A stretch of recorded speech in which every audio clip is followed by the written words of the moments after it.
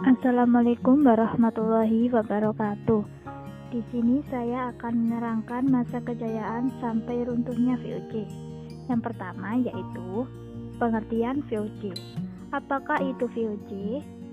VOC yaitu kepanjangan dari Verenigde Oostindische Compagnie atau Kongsi Dagang Perusahaan Hindia Timur Belanda, adalah persekutuan dagang asal Belanda yang memiliki monopoli untuk aktivitas perdagangan di Asia.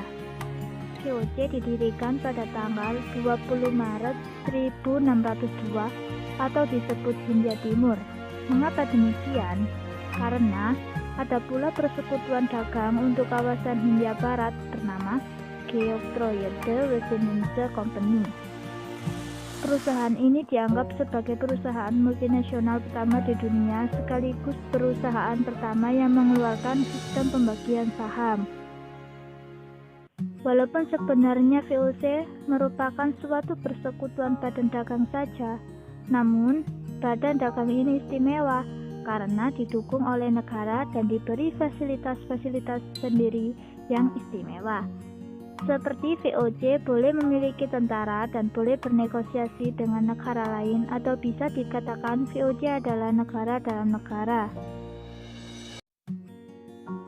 2. Sejarah terbentuknya VOC. Untuk menghilangkan persaingan antar pedagang Belanda yang melakukan perdagangan di Indonesia, dan juga untuk membendung perusahaan dagang yang dibentuk oleh Inggris, yaitu EIC, East India Company. Seorang anggota parlemen Belanda bernama Johan van Oldenbarneveldt memberikan usul dalam forum parlemen untuk menggabungkan para pedagang Belanda ke dalam suatu serikat dagang. Atas dasar usulan tersebut dan dengan persetujuan dari Pangeran Maurits dan Oldenbarneveldt pada tanggal 16 Maret 1602, Belanda mendirikan suatu serikat dagang bernama Verenigde Oostindische Compagnie atau disebut VOC. Pengurus VOC berjumlah 17 orang dan membuka kantor utamanya di Banten yang dikepalai oleh Francois Wittert. 3. Tujuan VOC. Tujuan pembentukan VOC tertuang dalam perundingan 15 Januari 1602, yaitu untuk menimbulkan bencana pada musuh dan guna keamanan tanah air. Musuh tersebut maksudnya bangsa Spanyol dan Portugis yang bersekutu untuk merebut dominasi kekuatan di Asia pada kurun waktu antara Juni 1580 sampai Desember 1640. Adapun tujuan VOC yang lainnya yaitu 1.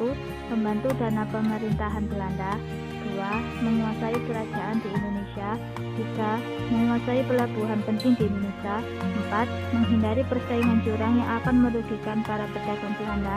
5. Mencari keuntungan sebesar-besarnya untuk membiayai perang melawan Spanyol. 6. Memperkuat kedudukan Belanda agar tidak tersaingi Portugis dan bangsa Eropa lainnya. Dan 7. Agar dapat memonopoli perdagangan di Nusantara, terutama memonopoli rempah-rempah. 4. Masa kejayaan VOC. Pada tahun 1641, VOC berhasil merebut Malaka dari kekuasaan penjajahan Portugis. Kerajaan Mataram menetapkan untuk berdamai dengan VOC setelah Sultan Agung meninggal dunia. Penduduk di pusat kantor VOC di Batavia juga relatif tertib dan terkendali.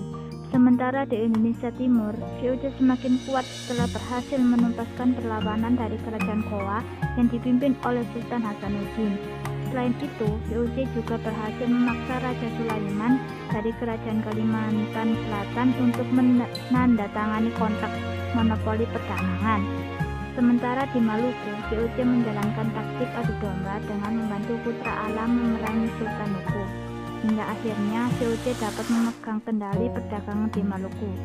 Menjelang akhir jabatannya, Gubernur Jenderal ke-11 VOC, Karel Reiners, diperintahkan untuk memukul Portugis terus-terusan. Sejak 16 Mei 1656, pada saat Gubernur Jenderal ke-12 Johan Maetsuycker, masa penjajahan Portugis telah berakhir. 5. Runtuhnya VOC. Semua kejayaan dan keuntungan besar yang dimiliki VOC tidak sebanding dengan kelakuan para pejabat tinggi mereka yang suka melakukan korupsi. Dengan kondisi hutang yang sudah sangat membengkak, akhirnya pemerintah Belanda membubarkan VOC pada tanggal 31 Desember 1799. Segala kekuasaan dan hutang VOC diambil alih oleh pemerintah Belanda. Berikut beberapa faktor penyebab runtuhnya VOC, diantaranya yaitu: 1. VOC terjerat banyak hutang. 2. Adanya persaingan yang ketat dari pedagang Eropa lainnya. 3. Penggunaan tentara sewaan yang membebani kas VOC. 4. Banyak pegawai VOC yang melakukan korupsi. 5. Pengeluaran VOC yang semakin besar akibat perang. Dan 6. Pembagian dividen atau pembagian keuntungan kepada para pemegang saham walau keadaan VOC yang defisit. Nah, itu tadi penjelasan singkat mengenai awal kejayaan sampai runtuhnya VOC. Terima kasih. Wassalamualaikum warahmatullahi wabarakatuh.